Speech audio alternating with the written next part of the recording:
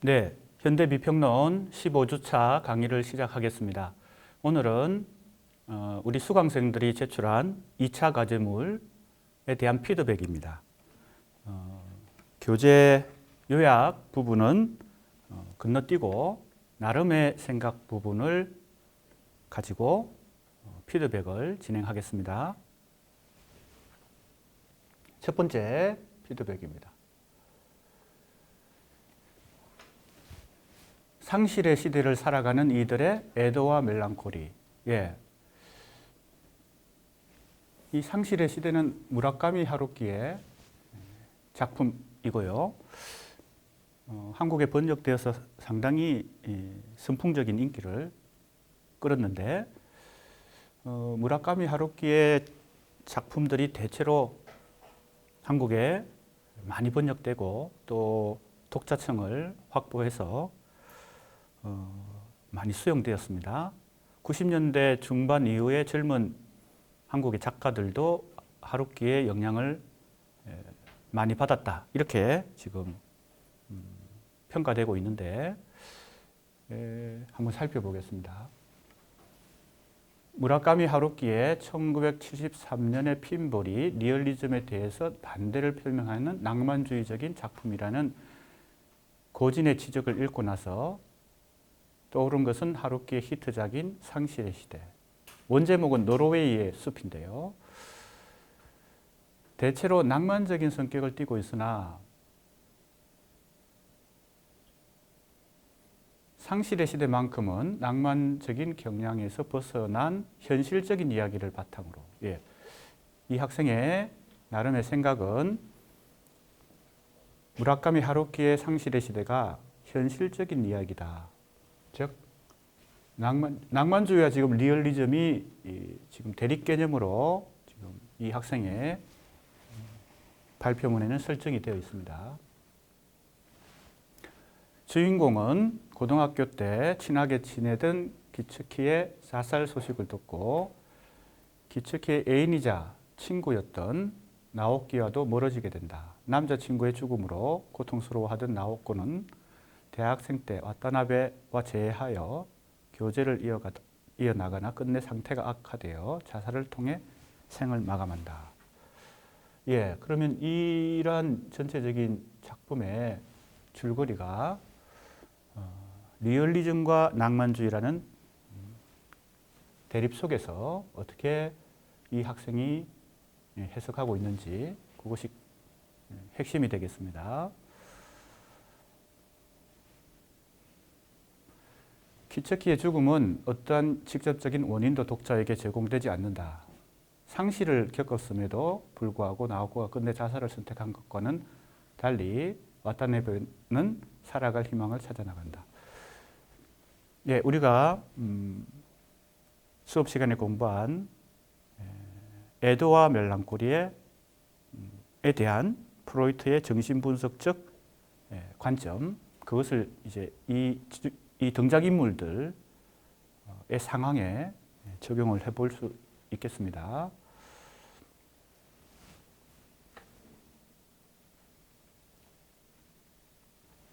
등장인물이 가지고 있는 애도와 멜랑콜리의 양상을 정신분석적인 관점에서 본다면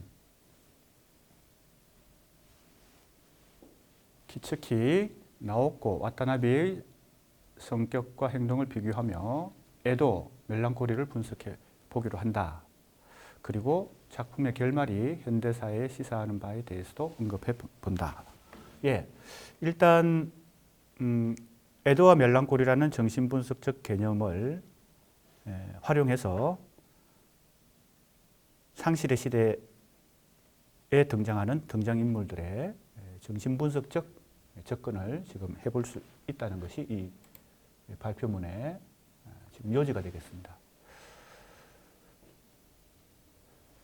그가 느꼈던 감흥이 반드시 멜랑콜리라고 판단할 수는 없더라도 생전에 이렇다 징후가 없었다는 점, 냉소적이었다는 묘사를 통해 욕망의 원인을 찾지 못해서 내면적으로 우울을 느끼고 있었을 수도 있다. 이것은 어느 정도 이제 추측으로 접근하는 것이긴 한데 멜랑콜리가 가지고 있는 여러 가지 정신분석적 그 메커니즘, 그것이 키츠키의 자살과 연관이 있다라고 이제 해석을 해보는 것입니다.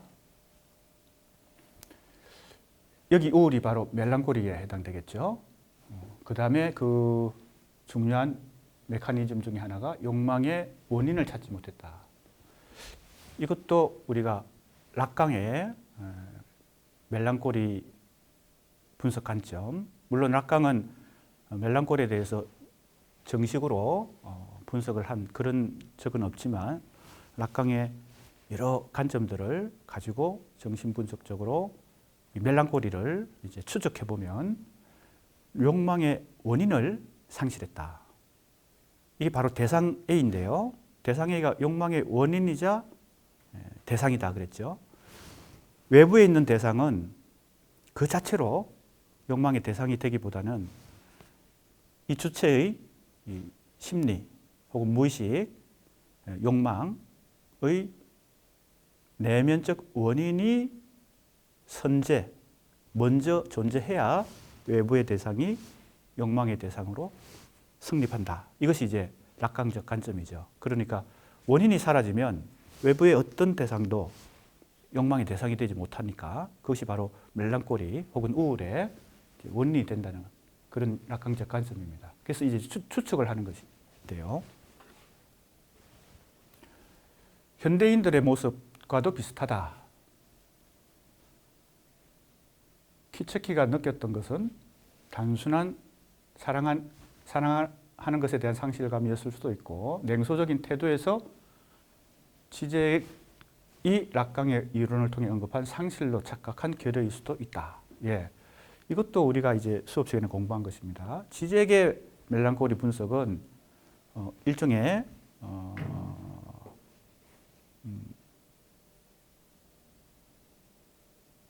원래 가지고 있지 않았지만 가지고 있었다고 심리적으로 착각하고 상실감을 느끼는 거죠.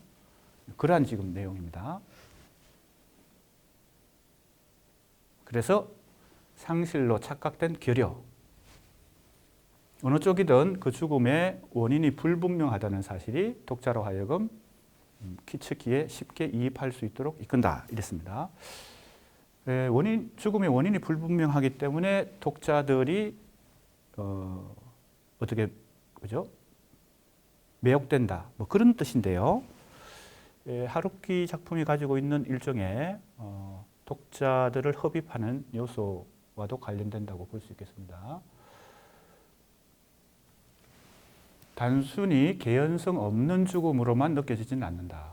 이렇게 돼 있고요. 연인인 나오코와 친구인 와타나베는 키츠키의 죽음으로 인해 멜랑콜리를 겪게 된다.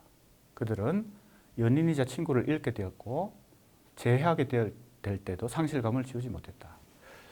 아마 이러한 이 작품의 내용 때문에 번역본의 제목이 상실의 시대라고 아마 제목이 붙은 이유도 거기에 있는 것 같습니다. 그 뒤 연인관계를 시작하는 것은 애도의 과정과 맞다 보이나, 예, 이것도 이 학생이 상당히 우리가 수업 시간에 공부한 여러 가지 애도와 멜랑콜리에 대한 개념을 잘 이해하고 이 작품에 적용하고 있다고 볼 수 있겠습니다. 왜 애도의 과정일까요? 상실한 대상과의 동일시에서 벗어나서 다시 새로운 사랑 대상을 찾을 수 있다는 점에서 이건 멜랑콜리가 아니라 애도의 어떤 메커니즘, 심리적 구조로 이해될 수 있다는 거죠. 그러나 교제 이후로도 여전히 우울해서 회복하지 못한다.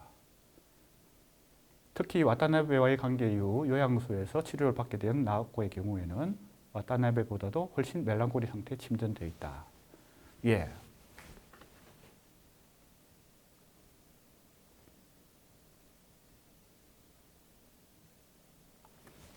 그녀가 작품 후반에 자살을 결심한 것은 자기 학대와 욕망의 원인을 상실해버린 상징계의 세계로부터 단절되고자 했던 시도를 의미한다.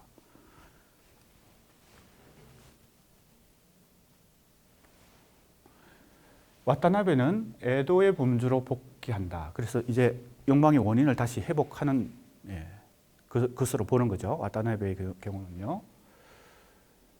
멜랑콜리에서 에도의 과정으로 이야기한 원인으로는 수업 시간에 알게 된 미도리라는 학생과의 교제도 영향이 있고, 나오코와 만난 때 나오코가 그의 족쇄를 풀기 위해 취한 행동도 영향이 있다.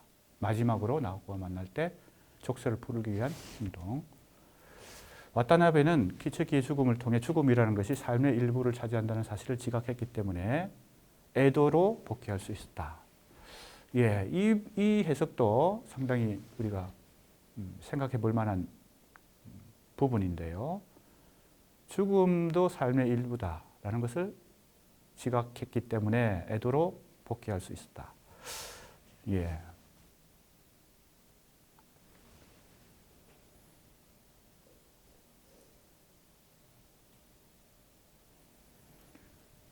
락강과 지젝은 멜랑콜리가 근원적인 측면에서 언어의 질서를 받아들임으로써 우리가 인간답게 살기 위해 어쩔 수 없이 가지게 되는 감흥인 것처럼 보였다. 이렇습니다. 특히 이제 락강이의 관점이 그러하죠. 상징계의 질서를 받아들일 때 이미 소외를 느낀다. 물론 그건 2차 소외죠. 1차 소외는 상상계 속에서 이미 겪게 되죠. 상상계 속에서 거울 단계에서 일종의 오인을 통해서 본래 자기 자신과 거리를 두게 되는 간격이 생기는, 그때 이미 1차 소외가 발생하고, 상징계, 언어의 질서를 받아들일 때 다시 한 번 더 소외가 일어나서 2차 소외가 발생하죠. 이제 그런 얘기인데요. 그것은 불가피한 것이죠. 왜? 인간이 언어를 받아들일 수밖에 없는, 그래야 사회생활이 가능한, 타인과의 관계가 가능한 그런 단계로 접어들기 때문에요. 욕망의 대상은 계속 변해가고 죽거나 상실되기도 하지만 상실을 느끼고 다른 대상을 찾는 일 또한 우리가 인간답게 살기 위한 과정이라고 생각하면 당연한 얘기임에도 불구하고 우울한 감정이 완전히 믿게 느껴지지 않는다. 마지막에서 와타나베는 미도리의 전화를 받고 자신이 어디에 있는지를 고민한다. 자신의 위치를 파악하지 못하고 방황하고 있는 와타나베의 모습은 비극적으로 느껴진다. 그러나 멜랑콜리 개념을 바탕으로 정신분석적 관점에서 이야기를 본다면 멜랑콜리에서 벗어난 주인공이 에도의 과정을 통해 회복되는 과도기 관점에서 긍정적으로 바라볼 수 있다. 등장인물의 회복 과정을 통해 우울의 감정을 좀 더 효과적으로 다듬는 방법을 터득할 수 있었다. 예, 우울의 감정을 효과적으로 다듬는 방법. 이것이 이제 이 작품을 통해서 이 수강생들이 느낀 어떤 부분인 것 같습니다. 예, 이 발표문은 나름의 생각은 우리가 수업 시간에 공부한 프로이트, 락강, 지젝의 에도와 멜랑콜리, 그 개념들을 무라카미 하루키의 상실의 시대라는 작품 속에서 등장인물들의 심리적 구조를 파악하는 데 효과적으로 활용하고 있다. 이렇게 평가할 수 있겠습니다. 자, 두 번째 나름의 생각입니다. 벤야민 사유에서 이름 언어의 가치. 예, 이름 언어, 일종의 명명인데요. 아담의 언어의 가치는 이름 붙이기에서 기인한다. 예. 명명, 이름 붙이는 거. 그것이 이제 아담의 언어와 직결되는 것인데, 사물에 이름을 붙여줄 수 있는 언어는 신의 계시를 대신하는 만큼 힘과 가치를 가진다. 지금의 언어는 아담 언어의 마법성과는 구별된다. 명명하기는 요즘 세상에서도 많은 파급을 준다. 사물에 이름을 붙여주고 낯선 존재에 대해 불안감을 드러내고 지구상에서 강한 존재가 됐다. 예, 인간이 그러니까 명명한다는 거, 이것이 이제 언어의 아주 원초적인 그런 기능이자 일종의 언어의 힘인데, 이름 언어를 인간만이 누릴 수 있고 인간의 언어를 특별하게 만들어주는 존재다. 이름을 붙일 수 있다는 것은 존재론적인 지위를 높여주는 것을 넘어 문명을 선물해줬다. 조금 이제 다른 관점에서 얘기하면 우리가 지금 이번 학기 현대 비평론을 통해서 여러 현대 비평의 기초를 이루는 이제 인문학적 이론과 개념들을 많이 공부했는데 이제 작품을 시나 소설 같은 문학 작품을 비평하는 단계, 그걸 이제 이론 비평이 아니라 작품 분석 단계에서 이 평론 같은 걸 쓰거나 뭐 때로는 논문을 쓰게 되죠. 어찌 보면 그런 작업도 개념화, 즉 개념을 만들어내는 것이죠. 문학 연구와 비평의 아주 중요한 작업은 역시 명명과도 관련되어 있습니다. 개념을 찾아서 새로운 자기 나름의 그 작품 속에서 새로운 개념을 찾아서 명명을 해주면 그것이 이제 비평의 중요한 기능이 되는 것이죠. 자, 그 다음에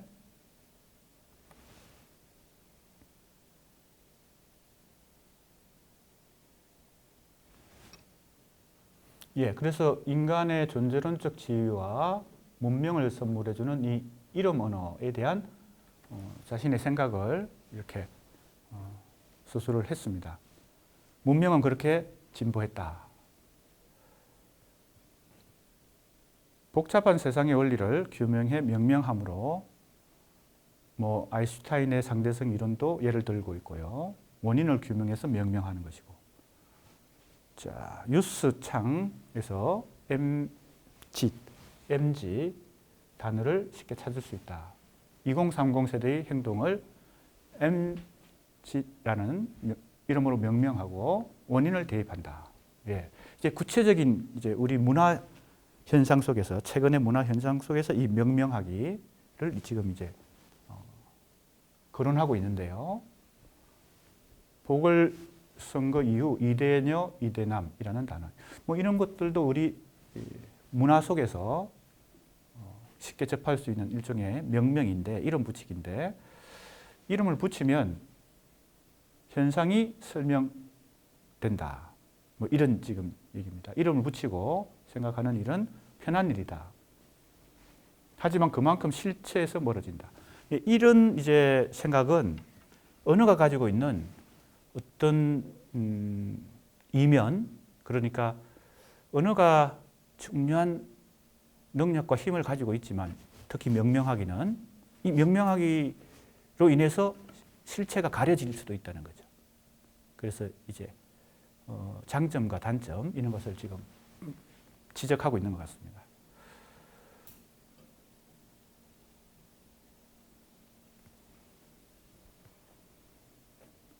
이렇게 붙여진 이름은 베냐민이 말한 근원적 언어로서의 이름 언어와 차이가 있다. 그래서 실제 우리가 현실 속에서 여러 명명하기들이 다양하게 이루어지는데 그것이 아담의 언어에서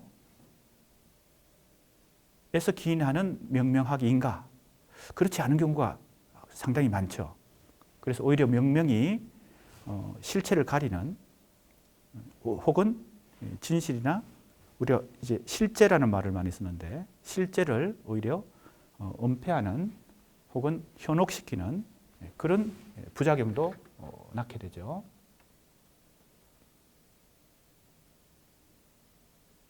여기 보면 이런 얘기도 하고 있습니다. 이름 붙여지는 것에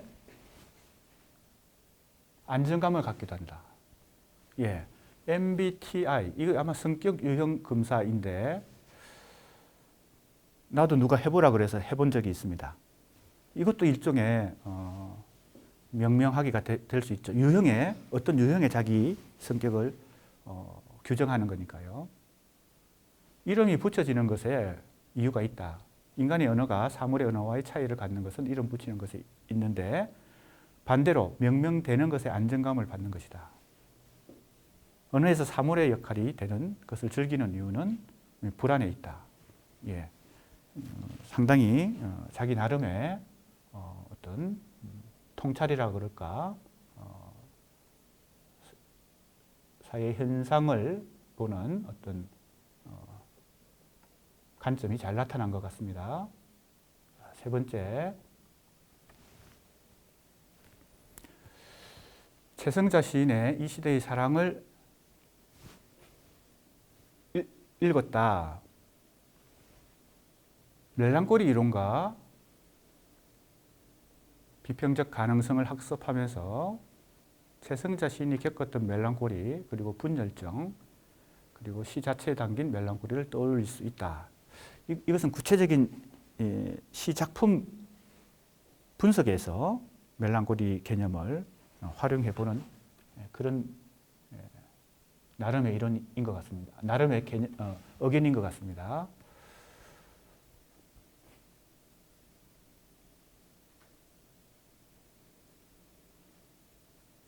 흐르는 물처럼 니코틴에 엉키는 카페인처럼 삶을 잡는 죽음처럼, 폭력, 혐오, 어두움을 격정적으로 드러내는 최성자의 시 중에서 비교적 담백함을 알 수 있다. 소외된 주체, 부재와 상실 등 멜랑콜리적 요소가 더욱 적나라하게 드러난 시들이 있음에도 네 개로를 발췌한 이유는 사랑을 소재로 하고 있기 때문이다.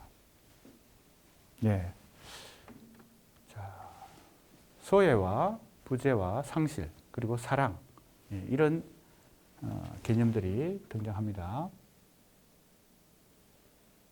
지적은 욕망과 사랑을 함께 말하며 참된 사랑은 욕망의 대상과 원리 일치함으로써 사랑 그 자체가 욕망이며 원리라고 하였다. 그는 동시에 사랑에는 언제나 멜랑콜리적 요소가 존재한다고 하였다. 온전한 사랑은 불가하기에 사랑의 도중에 항상 상실이 발생한다.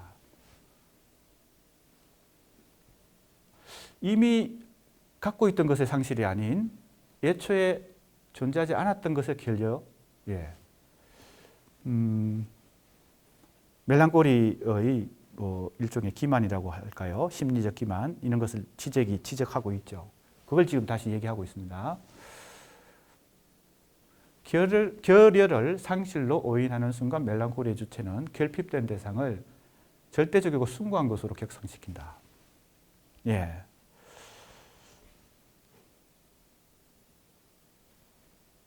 자신의 방식으로 소유한다. 그래서 실제로 사랑하는 대상을 가지지 못했더라도 상실함으로써 그것을 영원히 소유하는 그런 어떤 멜랑콜리의 메커니즘을 지적하고 있죠. 그런 요소도 아마 이 작품을 이해하는 데 도움이 된다고 아마 생각하는 것 같습니다.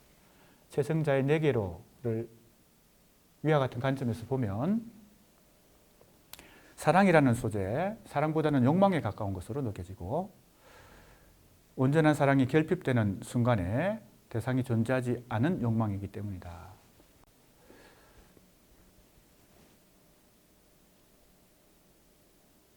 멜랑콜리 주체의 내부에서 갈망은 숭고함으로 받아들여지겠지만 외부에서 볼 때는 하나의 내면적 집착, 강기로 비춰지기 마련이다. 이런 관점도 있을 수 있겠는데요.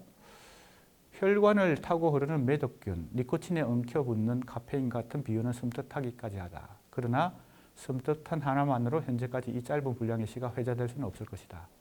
노골적인 비유는 사랑이라는 소재를 바탕으로 내면 깊은 곳의 결핍, 멜랑콜리라는 하나의 정상을 지면 위에 승화시킨 것이다. 숭고한 사랑으로 왜곡될 수 있는 결여를 객관화한 표현을 사용하여 독자들의 정서를 자극한다. 자, 숭고한 사랑으로 이제 지적의 관점에서 보면 이것은 일종의 기만인데, 숭고한 사랑, 그것을 결여로 오히려 지극히 객관적인 표현으로 독자들의 정서를 자극한다라고 지금 분석하고 있습니다. 이 작품이 왜 독자들에게 어필하느냐 하는 그 분석입니다. 독자들의 정서란 섬뜩함이 될 수도 있고 그저 와 하는 막연한 느낌일 수도 있다. 벤자민의 미메시스 혹은 유사성 개념을 차용하였다. 이런 지금 표현이 있는데요. 이러한 마음의 움직임의 원인을 설명하기 위해 이제 벤자민을 지금 또 미메시스 개념을 활용하고 있네요. 미메시스 능력의 사용에 대한 강압은 역설적이게도 미메시스 능력의 발휘를 통해 해방될 수 있다. 예. 이건 이제 벤자민의 관점인데요. 최승자의 시는 벤자민의 설명과 비슷한 구조로 억압된 무의식을 종이 위에 드러낸다. 승부함, 절대성, 영혼성 뒤에 감춰진 결핍으로 인한 엉켜붙음, 내면적 집착을 멜랑콜리를 통해 지면 위에 드러내었다. 정상 자체에서 오는 격정적인 글을 쓴 것이 아니라 객관화되었고 노골적인 표현을 통해서 사랑 뒤의 본질, 욕망을 일으키 행위의 주체들이 받아들일 수 있게 하겠다. 예, 그래서 최승자의 시가 보통 우리 서정시에서 발견할 수 있는 그런 순수한 사랑의 감정, 그리고 성화, 또 미화된 그리고 미화되고 정화된 그리고 그러한 어떤 사랑의 감정과는 다른 표현을 하게 되는 것을 이렇게 지금 분석하고 있네요. 상당히 나름대로 일리가 있는 그런 분석인 것 같습니다. 자, 그 다음 나름의 의견입니다. 프로이트의 애도와 멜랑콜리라는 이 논문에 대해서 언급하고요. 이것은 오타인 것 같습니다. 이 애정은 오타입니다. 동일 시로의 대행, 애정 병존, 가학정. 그의 연구 태도는 심층적 구조를 밝히는 점에서 구조주의적 시선을 띠고 있다. 프로이트의 멜랑콜리가 사랑, 그 아래에 있는 욕망과 관련이 있다고 생각하여 집중적으로 의견을 피력한다.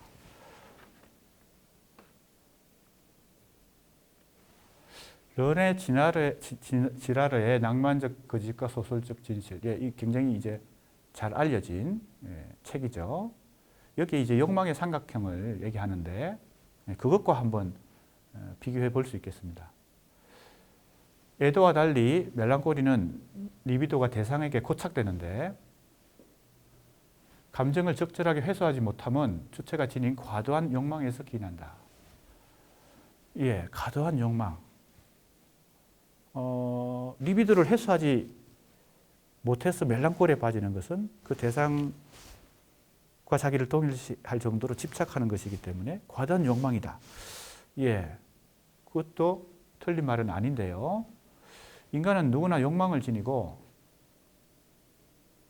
인간을 닮고자 했던 문학에서는 다양한 형태의 욕망을 보여준다. 지라르가 얘기한 욕망의 삼각형, 멜랑콜리를 이해하는 데 도움이 될 듯해서 대입해 본다. 예, 한번 같이 생각해 봅시다. 지라르의 욕망의 삼각형과 프로이트 락강 지적의 정신분석적 관점이 어떻게 서로 연관되는지. 욕망의 주체와 대상 사이에 중개자가 존재한다. 자, 바로 이 삼각형인데요. 주체는 대상을 직접 욕망하는 것이 아니라 중개자를 통해서, 중개자라는 매개를 통해서 대상을 욕망한다는 것이 이 욕망의 삼각형의 요지입니다. 그렇게 어렵지 않은데요. 멜랑콜리를 욕망의 한 표현으로 이해한다면 삼각형의 주체는 멜랑콜리에 빠진 주체가 될 것이다. 이 지라르의 이 설명 속에서 이 주체가 멜랑콜리적 주체다. 물론 지라르가 그렇게 설명하고 있는 건 아니죠. 지라르는 일반적으로 모든 주체는 욕망을 이런 중개자를 통해서만 욕망을 작동시킨다는 것인데, 이걸 애도와 멜랑콜리라는 개념과 서로 대입을 시켜보면 이 주체는 멜랑콜리 주체다. 이것이 이제 이 수강생 생각입니다. 그러면 삼각형의 대상은 그 상실로 인해 멜랑콜리를 불러일으킨다. 그 사이의 중개자는 어떠한 위상으로 이해할 수 있을까? 프로이트의 대상의 그림자에 대입하여 실제적으로 멜랑콜리에 있어서 대상은 없는 것과 마찬가지인데 그럼에도 삼각형이 유지될 수 있는 것은 주체가 대상을 여전히 존재한다고 믿기 때문이다. 이때 주체는 대상의 그림자를 붙잡는다. 예, 주체와 대상의 관계, 그림자. 자, 멜랑콜리에 빠진 주체는 대상이 상실되었음에도 불구하고 대상을 집착하는데 대상에 대한 사랑을 거두지 않는데 그것은 이 대상은 지금 현존하지 않기 때문에 대상의 그림자를 지금 욕망한다 혹은 사랑한다 이렇게 볼 수 있겠죠. 그런데 이제 이 지라르의 이 중개자가 정신분석적으로는 어떻게 설명되는지가 이제 사실은 중요한데요. 그걸 어떻게 설명하는지 봅시다.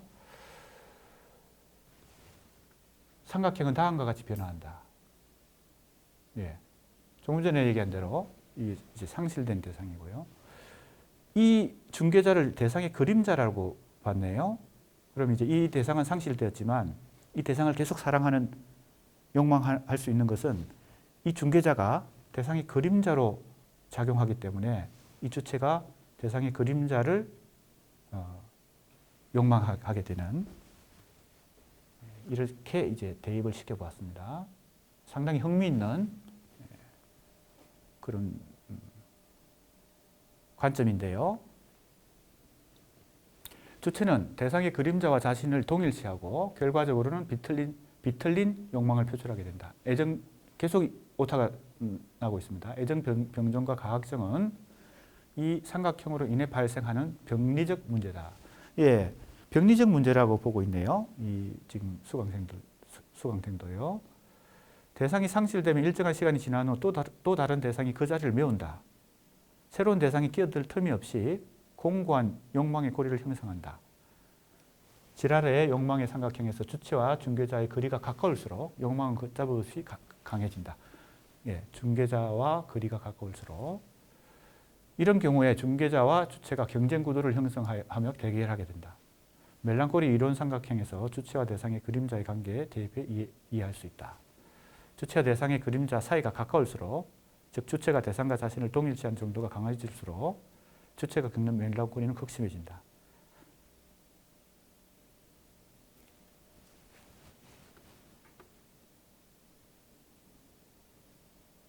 멜랑콜리가 건강한 방식이 아니다. 이제 프로이트의 관점이 그러한데요. 애도는 상실을 극복하고 일상으로 복귀한다는 점에서 욕망의 대상을 찾는다는 점에서 건강한 방식이다. 이 수강생은 이제 프로이트의 관점에 동의하는 것 같습니다. 이제 우리가 수업 시간에 이 멜랑콜리에 대해서 긍정적으로 보는 관점도 있다. 그죠? 반드시 이걸 병리적으로 또 병적으로 보지 않고 오히려 그것이 윤리적으로 더 바람직한 방법이라고도 보는 관점이 있을 수 있다는 얘기를 했죠. 문학과 예술의 입장에서는 긍정적인 역할을 수행했다. 실제로 주인공 작가 중에 멜랑콜리를 겪는 것처럼 보이는 인물이 상당수 존재한다. 우리의 경험과도 연결되는데 대상의 상실을 겪어보지 못한 사람이 세상에 없을 것이기 때문이다. 모든 사람들은 때론 무엇을 상실했는지 모른 채 애도와 멜랑콜리 속에서 삶을 이어간다. 멜랑콜리를 승화시켜 책에 담는 행위가 훌륭한 작품을 탄생시키는 이유는 멜랑콜리가 무의식 속에 작용이 있기 때문에 스스로 자신의 상태를 정확히 진단할 수 없기 때문이다. 예. 이것은 이제 멜랑콜리에 빠진 사람이 그것을 다른 창조적 행위로 전환했을 때 우리가 흔히 이제 그런 것들을 많이 주변에서 혹은 자신의 경험에서 발견할 수 있게 됩니다. 우리는 다시 문학을 통해 이 기억들을 정화하고자 한다. 이청준의 작품을 예를 들고 있습니다. 강렬히 묘사되는 문학과 언어가 지니는 정신적 외상치유 기능. 예. 이것은 이제 우리가 흔히 지금까지 많이 이제 경험했고 또 잘 알고 있는 내용인데 그것을 이제 정신분석적 개념을 통해서 조금 더 구조적이라는 말은 심정적으로, 그죠? 표면적으로 나타난 현상만을 이해하는 것이 아니라 그 현상을 만들어낸 그 현상을 생성시킨 이 심층적 메커니즘을 이해하는 것. 이게 이제 기본적으로 구조적 이해거든요. 구조적 탐구거든요. 정신분석학이 그러한 구조적 연구의 대표적인 여러 정신분석 외에도 많이 있지만 것이죠.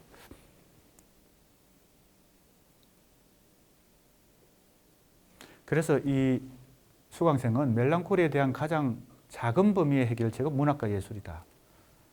런의 진화의 욕망의 삼각형이 사회에 그대로 적용되듯 멜랑콜리 역시 사회 전반의 하나의 현상으로 이해될 수 있다. 그렇습니다. 우리가 이제 정신분석의 영역이 인간 개인의 내면 무의식의 세계라고만 자꾸 내면 무의식의 영역에서만 적용되는 이론이라고 자꾸 축소하는 경향이 있는데 사실은 이것은 사회 현상을 이해하는데도 일종의 사회 심리학이 될 수 있죠. 군중 심리학. 그래서 우리가 대중문화나 또 사회 현상이나 여러 사회적 현상에도 이런 정신분석적 개념들은 적용되거나 활용될 수 있는 그런 여지가 많이 있습니다. 상당히 나름의 독자적인 어떤 의견을 제시한 것 같습니다. 자, 이제 5번째인데요. 가라타니 고진의 트랜스크리틱의 목적을 보편성을 확보하는 것이다. 이랬습니다. 이때 보편성은 다른 말로 하면 자기 중심주의에서 벗어나서 객관성을 확보하는 것 이런 뜻이겠죠. 이때 보편성은요. 이제 보편이란 말이 이제 조금 그 개념상 좀 포괄적이고 추상적이기 때문에 조금 더 구체적으로 표현하는 것이 좋을 것 같습니다. 보편성을 확보하기 위해서 타자를 설정해서 내부에서 외부로 끊임없이 이동한다. 그래서 외부의 시선으로 보는 거죠. 타자를 설정하여 객관성을 얻으려는 시도들이 꽤 많이 존재한다. 에세이를 쓰는 과제에서 나의 관점으로만 자료를 수집하고 분석하는 글을 쓴다면 강학적 기만에 빠지게 될 수 있다. 이를 막기 위해서 타자를 설정해서 시차를 확보해야 된다. 타자는 주변 친구들이나 지도 교수님이 될 수 있다. 내가 기존에 가지고 있던 생각과 그들이 준 피드백을 비교 분석하는 것. 이것도 시차를 확보하는 것. 그렇습니다. 우리가 작품을 같이 토론한다든지 지금 이 피드백도 마찬가지인데 자기가 수강생들이 쓴 자기의 의견을 이제 교수가 피드백해 주는 것도 좀 더 객관적인 어떤 평가를 시도하는 것이고 그것은 외부의 시선을 도입하는 것이라고 이제 우리가 말할 수 있고요. 그래서 이런 트랜스크리틱은 우리가 우리 생활 곳곳에서 발견할 수 있습니다. 자, 이건 물리학자가 임산부에게 엑스레이 치료를 하는 것은 유해하다 주장했는데 엑스레이의 편리함이라는 타성에 빠졌던 당대 의료계는 그녀의 주장을 받아들이지 않으려 했다. 예. 이것은 시차를 확보해서 보편성을 얻은 어떤 경우이네요. 그래서 좀 더 객관적이고 정확한 연구를 할 수 있도록 도왔다. 시차는 결과적으로 그녀의 연구가 널리 알려지는 데 기여했다. 이제 시차를 확보하는 것, 다른 말로 하면 객관적 외부의 시선을 도입하는 것, 그것의 사례를 지금 엑스레이 광선과 관련해서 지금 사례를 들었고요. 불충분한 트랜스크리틱, 이런 지금 표현을 썼습니다. 왜냐하면 외부의 시선도 완전한 건 아닐 수 있으니까요. 이 수업 시간에 나도 이제 그런 말을 했죠. 평가의 주체도 다시 평가받아야 되는 것이 사실은 필요하기 때문에 현실 세계에서 완전한 외부로 이동하는 것이 가능할까? 이것이 가능하려면 외부는 중립성과 객관성을 갖춰야 한다는 거죠. 자, 그래서 이제 외부도 과연 객관적일까? 외부의 시선도 객관적일까? 참 이건 이제 어려운 일입니다. 일단 자기중심적 관점에서 벗어나서 외부의 시선을 도입하는 것은 트랜스크리틱이죠. 그래서 그것은 시차를 확보하는 것인데 그 외부의 시선도 다시 트랜스크리틱을 해볼 필요가 있죠. 끊임없는 외부의 시선을 도입해야 좀 더 객관성에 도달할 수 있을 텐데 갑자기 그런 생각이 나네요. 이 개념을 우리가 중간고사 이전에 공부한 논정의 수사학과도 뭐 연결시켜 볼 수 있겠습니다. 바로 평가의 주체가 청중인데 청중은 크게 둘로 나눠지죠. 특정 청중과 보편 청중으로 나눠집니다. 개인은 언제나 특정 청중일 수밖에 없죠. 그러나 보편 청중에 도달하려는 노력이 필요한데 그 보편 청중은 바로 특정 청중의 자기중심주의를 계속 벗어나서 보편에 도달하기 위한 그런 노력이겠죠. 그래서 보편 청중이란 개념도 사실은 지금 이 트랜스크리틱과 접목을 시켜볼 수 있습니다. 논정의 수사학과 가라타니 고진의 트랜스크리틱을 접목시켜보는 것도 가능한 일인 것 같아요. AI를 판단의 보조 도구로 도입하는 시도가 있다. 이게 최근에 상당히 광범위하게 우리 사회에서 진행되고 있는 지금 사례를 들고 있습니다. 인공지능은 수학적인 메커니즘과 데이터에 따라 작동한다. AI가 객관적이다라는 명제가 참이라면 타자 외부를 설정함으로써 트랜스크리틱이 더욱 정교해질 것이다. 어쩌면 트랜스크리틱이 대중들에게 더욱 보편화될지도 모른다. 이 AI를 활용하게 되면 이것도 트랜스크리틱이 될 수 있다는 것인데 AI가 객관적이라는 것이 이 명제가 참여만 되는데요. 여러 언론 보도를 보면 이 AI가 어떤 판단을 내릴 때 그것도 편견이 젠더적인 관점이든 뭐 어떤 특정한 관점에서 편견을 보였다라고 이제 보도가 되는 것을 접한 적이 있습니다. 그런 점에서는 이 AI도 완전히 절대적인 타자 혹은 객관적인 외부의 시선이 아닐 수도 있죠. 그렇기 때문에 우리가 다시 그 AI까지도 다시 평가 받아야 되지 않을까 이런 생각이 드네요. 그러나 완전히 객관적인 것처럼 보이는 AI도 사실은 그렇지 않다는 점은 외부에서 타자의 시선을 확보하는 것이 힘들다는 점을 시사한다. 예, 이 수강생들도 지금 내가 얘기한 그런 관점으로 지금 자신의 의견을 제시하고 있습니다. 데이터도 AI가 수집하는 데이터도 현실 세계에서 수집된 것이기 때문에 완전히 객관적이지 못하다. 그래서 이제 언론 보도에서 나오는 그 AI가 뭐 예를 들면 그죠? 인종 차별적인 어떤 판단을 내리거나 성차, 젠더의 어떤 고정관념을 가지고 또 판단을 내리거나 이런 경우들이 있어서 뭐 AI 프로그램을 폐기 처분했다. 뭐 이런 보도가 나온 적도 있는데 아마 그런 지금 상황을 얘기하고 있는 것 같습니다. 수학이나 언어학 같은 학문 간에 트랜스크리틱을 하더라도 내부와 외부 간의 시차를 인지하고 판단하는 것은 결국 사람이 하는 것이다.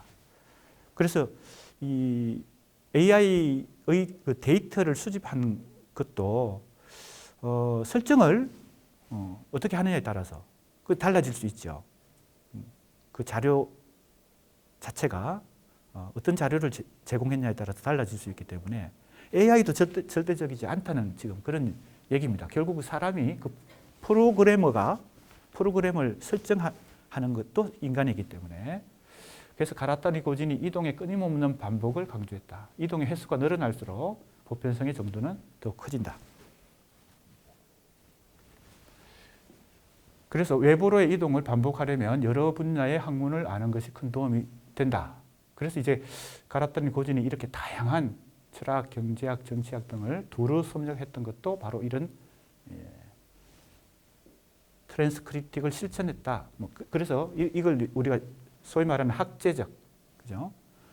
학문 영역간을 가로지르는 이 탐구, 이걸 학제적이라고 그러고, 요즘은 이걸 뭡니까? 융합이라는 용어를 더 많이 쓰죠. 그래서 우리 대학교에서도 융합학문이라는 것이 굉장히 많이 지금 실천되고 있는 그런 상황이죠.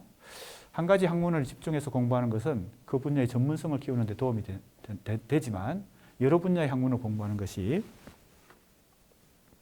장기적으로 객관적 시선을 갖는데 도움이 된다. 사실은 지금 이 수강생이 얘기한 대로 하나의 연구 분야를 전공하는 거, 그게 이제 소위 말하는 전공인데 지금 우리 대학교도 주 전공 이외에 복수 전공, 그죠? 그리고 또 다양한 이 전공들을 지금 살려서 학습할 수 있도록 하고 있죠. 이번 한 학기 우리 현대 비평론 수업도 어떻게 보면 트랜스크리틱의 과정이 아니었나 이런 생각이 듭니다. 전혀 연관성이 없어 보이는 뭐 논정의 수사학, 그죠? 소시르의 구조주의, 그 다음에 프로이트 락강 지적의 정신분석학, 또 벤야민의 언어 철학, 이렇게 그리고 가라타니 고진의 비평, 이렇게 상당한 트랜스크리틱을 많이 한 셈이죠. 여러 지식 체계들을 가로질러서 학습을 했습니다. 그걸 어떻게 접목시키고, 그죠? 외부의 시선을 갖는 트랜스크리틱을 실천하느냐는 우리 수강생들에게 주어진 과제다. 이렇게 볼 수 있겠습니다. 이제 그러한 것을 이제 조금이라도 이제 실천해 보는 것이 바로 이 과제에서 자기 의견, 나름의 의견, 이것이 되겠습니다. 그러나 이제 상당히 이제 연습에 불과하죠. A4 한 장 정도, 한 장 이상의 분량으로 지금 자기 의견을 제시하는 것이기 때문에 이 1차 과제와 2차 과제에서 자기 의견을 제시한 것을 더 발전시켜서 앞으로 이번 학기 수업이 끝나더라도 이 현대 비평론에서 공부한 내용들을 자기 학습에 활용할 수 있도록, 그래서 트랜스크리틱을 계속 주도적으로 자기 학습을 통해서 실천할 수 있도록 하면 좋겠습니다.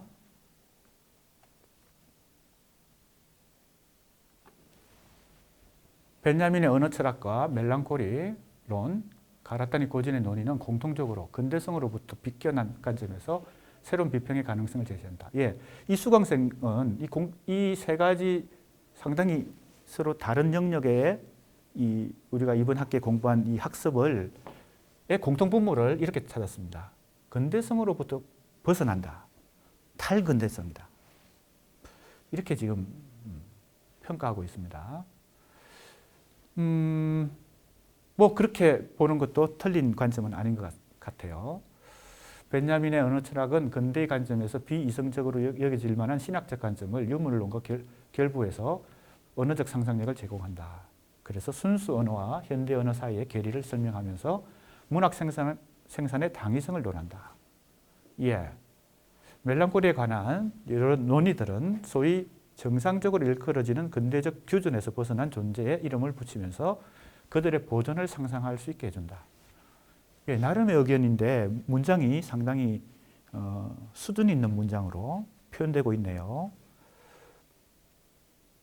자기 나름대로 어느 정도 학습이 진척된 그런 학생의 이 문장이라고 느껴집니다. 트랜스크리틱과 계보학으로 대표되는 가라타니 고진의 논의는 규범을 멀리서 조망하며 현대를 비판적으로 성찰하게 해준다. 큰 틀에서 어찌 보면 이 세 가지 이론의 영역들을 큰 틀에서 평가하고 있는데 그것이 큰 틀에서는 타당하다고 생각이 되네요. 이제 조금 더 이제 세부적으로 논의가 필요한 상황인데요. 이제 구체적으로는 이 벌새라는 독립영화, 이 멜랑콜리 개념을 가지고 이 벌새를 지금 한번 이제 해석을 해보는 것 같습니다. 벌새의 주인공 은희가 경험하는 멜랑콜리는 성장 과정에서 대체 불가능한 대상의 상실을 경험하는 데서 발생한다. 예, 대체 불가능한 대상의 상실. 자, 이 표현 속에 사실 멜랑콜리의 뭐라고 할까요? 정체가 사실 농축되어 있죠. 대체가 가능하면 그것은 애도로 가겠죠. 그죠? 사랑 대상을 상실했는데 그 사랑 대상을 대체할 수 있는 다른 사랑 대상을 만나면 그건 애도인데, 대체 불가능하다는 것은 결국은 이 원래 사랑했던 대상을 뭐예요? 끝까지 동일시할 수밖에 없는 그런 상황이 되죠. 은희의 상실감이 향하는 대상은 한문학원 선생님인 영지다. 크고 작은 폭력에 시달리는 은희에게 영지는 자신을 이해해 줄 수 있는 유일한 어른이다. 은희는 영지가 학원을 그만둔 뒤에도 그와의 인연을 이어가고자 하지만 성수대교 붕괴라는 사건으로 인해 영지를 잃게 된다.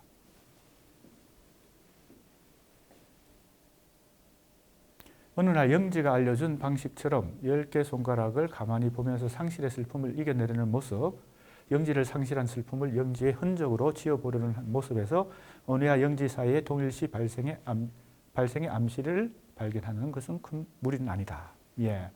이 두 등장인물의 관계를 통해서 지금 멜랑콜리 개념을 지금 적용해 보고 있습니다. 은희가 경험하는 멜랑콜리적 경험은 현대 한국의 여러 보편적 상실의 경험과도 이어진다. 이렇게 지금 했고요. 이 영화에 대한 일종의 영화 비평적 속성을 갖고 있는데, 이 자기역에는요. 성수대교 붕괴 이후에 한국 사회에서 상실의 경험이 수차례 반복되는데, 벌새의 개봉 시점과 멀지 않은 때에 세월호 사건, 그리고 코로나라는 상실의 시대. 그래서 트라우마나 다름없는 코로나는 현재 진행형이다. 역설적이게도 분명한 것은 다시 코로나 혹은 세월호 이전으로 돌아갈 수 없다. 한국 사회를 살아가는 이들은 그 상실은 너무나 거대하면서 치밀하고 상실을 파악하고 있다고 보기 어렵다. 내면을 풀어보자면 코로나 시대를 살아가는 한국인의 욕망하는 대상은 코로나 시대로 진입 이전의 자기 자신이다. 예, 이런 또 나름의 분석을 지금 코로나 시대의 무의식 속에서 겪는 어떤 상실, 그런 게 있겠죠. 그것을 지금 적절하게 지금 지적하고 있습니다. 일상이 비교적 온전하던 당시의 자신에게 동일시한다. 그래서 분열하는 자아는 실존하는 외부의 문제로 인해 일상이 불가역적으로 손상되었음에도 불구하고 자신에 대한 혐오감을 표출하는데, 이것이 바로 자신에 대한 애정병존이다. 이렇게 지금 보고 있습니다. 가학정의 시작, 이게 이제 코로나 브루라고 하는 것을 이렇게 또 이 멜랑콜리의 여러 메커니즘, 구조적 어떤 원인들을 지금 코로나 시대에 겪는 상실, 이것과 연관시켜서 지금 접목해 보고 있습니다. 예, 세월호와 함께 이제 성수대교 붕괴 이후에 우리 사회가 겪는 어떤 트라우마, 그것을 이제 지적하고 있네요. 그리고 팬데믹의 시절. 예, 구체적인 우리 사회 현상을 이제 멜랑콜리 개념과 접목시킨 점에서 인상적인 발표문이었습니다. 다음은 7번째, 벤야민의 언어 철학, 멜랑콜리의 문학 비평적 가능성, 그리고 가라타니 고전의 비평. 이게 이제 우리가 기말고사에 중간고사 이후에 공부한 3가지 단원인데요. 모두 문학 비평에 있어 미처 생각하지 못했던 점을 짚어줬다. 특히 가라타니 고진이 제시한 비평론은 논리적 비약이나 균열을 내포하고 있지만 문학 비평의 영역을 한층 넓힐 가능성을 제시하고 있다. 예. 가라따니 고진의 비평의 스케일이 굉장히 크죠. 물론 이제 거기에 논리적 모순 같은 것도 있고 균열도 있고, 그래서 내가 이제 비판적 검토도 했지만 교재를 통해서 또 강의를 통해서, 그러나 내 입장도 가라따니 고진의 이 철학적 관점, 비평적 관점을 무시할 수 없다. 그걸 우리가 정확하게 이해하고 수용할 건 수용하고 또 비판할 건 비판해야 되겠죠. 타자의 시선으로 비평해야 한다. 그리고 언유로서의 건축이라고 명명한 형식주의의 전통을 해체하려는 시도. 타자성에 대한 강조는 오늘날 문학 비평에서도 유효한 시선이라는 생각이 들었다. 예, 이 타자라고 하는 것은 계속 강조되고 있는데 철학이나 인문학뿐만 아니라 문학에서도 이제 실제 최근에 우리 한국 문학에서도 이 타자가 어떻게 현상으로 등장하나 하면, 최근에 한국 문단에서 주류와 소수자, 정체성에 대한 담론장, 그래서 이제 구체적인 이 작가들을 소개하고 있네요. 정세랑, 김초엽, 장유진.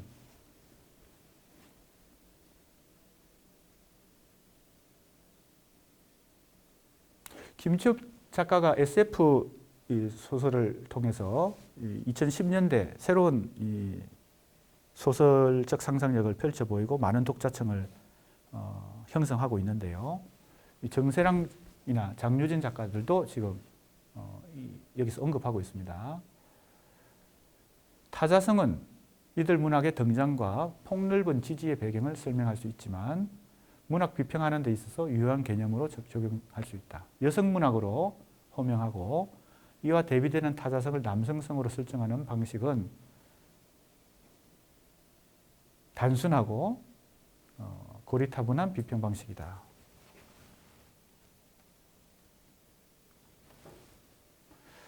최근 한국 문학에서 대두되는 사회의 내 다양한 존재들의 정체성 실험, 젠더, 계급 등 우리 사회에 구성하는 다양한 형식과 구조의 내부에서 외부에서 오는 타자의 목소리 역시 전해져야 한다. 김세희 작가의 소설 항구의 사랑이 실제 인물의 삶을 그대로 가져왔다는 사실이 피해자에 의해 폭로된 사건, 이게 아주 최근에 문단에서 일어난 하나의 사건인데 그것도 지금 언급하고 있네요. 자, 어떻게 보고 있는지 한번 이 수강생은 어떻게 보고 있는지 살펴봅시다. 나에게는 이 사건이 정체성에 대해 질문하는 문학이 함정에 빠진 경우 타자의 이야기를 서술하면 그것이 곧 타자성에 대한 진지한 고찰로 이어질 것이라는 안일한 판단. 그래서 타자성 혹은 정체성 실험에서 문제에 봉착할 수도 있다는 그런 얘기를 지금 하고 있습니다. 다시 한번 숙고하게 되었다. 그 다음에 이 얘기는 또 조금 다른 얘기로 전개되는 것 같은데요. 멜랑콜리의 문학 비평적 가능성에는 언어의 세계로 진입한 인간의 숙명으로 해석한 락칸의 관점보다 애도와 멜랑콜리를 명확히 분리한 프로이트의 관점에서 한국 사회를 바라보게 되었다. 예, 이렇게 지금 애도와 멜랑콜리를 가지고 한국 전쟁, 민주화 운동, 노동 운동, 용산 참사, 세월호 사건 등이 남긴 상처, 이걸 멜랑콜리로 지금 이해하는 그런 관점이네요. 그 다음에 또 지적의 관점을 통해서 멜랑콜리가 원래 소유하지 않았던 대상을 향한 기만일 수 있다. 이성의 영역이 아닌 감성의 영역에 속했기 때문에 멜랑콜리를 일종의 수단으로 사용하는 경우가 많다. 특정한 계급, 정상성을 지닌 이들이 경험하는 멜랑콜리만 사회에서 가장 흔히 얘기되고 있다. 다양한 존재들의 멜랑콜리가 전면에 등장한다면 멜랑콜리의 역설 또는 기만은 사라질 수 있을 것이다. 있을지 질문하게 된다. 예, 이 관점은 한번 생각을 해볼 여지가 있는 그런 관점이네요. 주류가 아니라, 정상성이 아니라 비주류, 비정상성이라고 그동안 취급되었던 이들의 멜랑콜리도 논의한다면 기만은 사라질 수 있다. 예, 중요한 지적이기도 하고 더 생각을 깊이 해봐야 될 부분이기도 한 것 같습니다. 다음 8번째. 벤자민은 소시르의 언어학과 결별하고 기표와 기의 사이의 자의성을 부정, 그 다음에 필연성이 존재함을 주장한다. 소시르와는 완전히 대립적 노선을 걷는 듯 보이기 쉽다. 그러나 번역에 관한 벤자민의 사유를 고찰하던 중 필자는 이 글을 쓰고 있는 이제 수강생입니다. 둘 사이에 사상적 공통점이 존재할지도 모른다라는 생각을 했다는 겁니다. 자, 누구와 누굽니까? 벤자민의 언어 철학과 소시르의 언어학. 예, 흥미있는 지금 주제인데요. 소시르는 구조주의의 관점에서 언어의 체계를 정립하고자 노력한다. 기표와 기, 랑그와 빠를, 그 다음에 체계 속에서 관계를 정립한다. 언어를 하나의 구조 속에 구조를 찾아내고자 하는데 구조주의적 언어학이라는 표현도 소시르의 구조주의적 시도는 다양한 학자들에 의해 개성 발전된다. 이렇게 레비스트로스 신화론, 네, 이 레비스트로스의 유명한 책이죠. 그의 인류학 전반에 걸쳐 뿌리내린 구조주의적 경향성이 잘 드러난다. 인류의 본질적 측면을 구조적으로 발견하려고 했다는 것이죠. 그런데 이 얘기가 상당히 흥미있는 어떤 질문을 던져놨는데 그것에 대해서 더 구체적인 얘기가 없는 것 같기도 합니다. 그것이 좀 아쉽네요. 조금 더 각 파트별 의견들이 이제 나올 수도 있겠네요. 자, 한번 봅시다. 필자는 벤자민의 번역 이론이 같은 방법론적 경향성을 공유한다. 복수의 요소로부터 하나의 구조적 규칙을 찾는다. 벤자민의 번역 이론도 그렇다. 번역 행위가 복수의 언어로부터 순결성의 흔적을 찾아내고 훼손된 순수 언어의 정체를 규명하는 것에 목표를 둔다. 언어를 신화해 순수 언어를 구조에 대칭시켜서 벤자민의 번역 이론으로부터 구조주의적 성향을 발견했다. 예, 이것은 지금 내가 이 얘기가 없다고 했는데 사실은 이 글 전체가 이제 그것에 대한 이제 논증인데 이것은 상당히 나름의 어떤 의욕을 가지고 이 공통점을 찾아보려고 하는 소시르의 구조주의 혹은 레비스트로스의 구조주의와 벤자민의 언어 철학이 공통점이 있다라는 상당히 야심찬 어떤 목표를 가지고 지금 이제 그것을 입증하려고 하는 것인데요.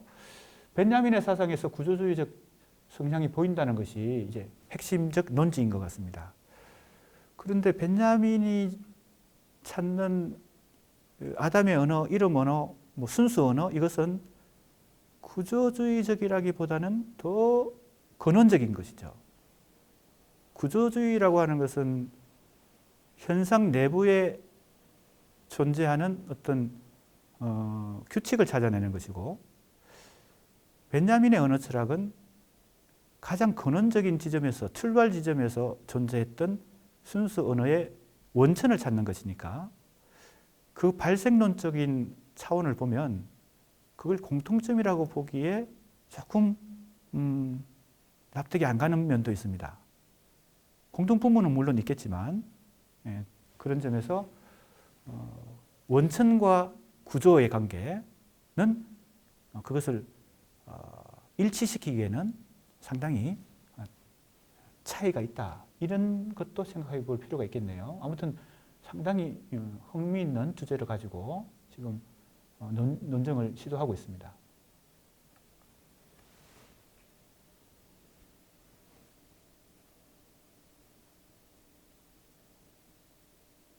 소시르의 구조주의적 기호학을 받아들인다는 것은 그간의 신학적 요소를 상당 부분 포기해 해야 했음을 의미하기도 한다. 예, 벤자민이 후기 언어 철학에서는 이제 이 마법성, 언어의 마법성을 상당히 희석시키고 현대 언어의 관점인 기표와 기의 자의성에 가까워지는 것 같기도 하죠. 그런 점에서 이제 공통점을 찾아보려고 했던 굉장히 의욕적인 그런 시도였습니다. 뭐 이미 알려진 얘기들을 하는 것보다 이렇게 뭔가 야심차게 새로운 걸 자기 나름대로 발견해서 그걸 입증하려고 하는 시도가 상당히 칭찬할 만한 그런 발표문이었습니다. 예, 그러면 이번 시간은 이것으로 피드백을 마치도록 하고 다음 시간에 한 번 더 피드백 시간을 갖도록 하겠습니다.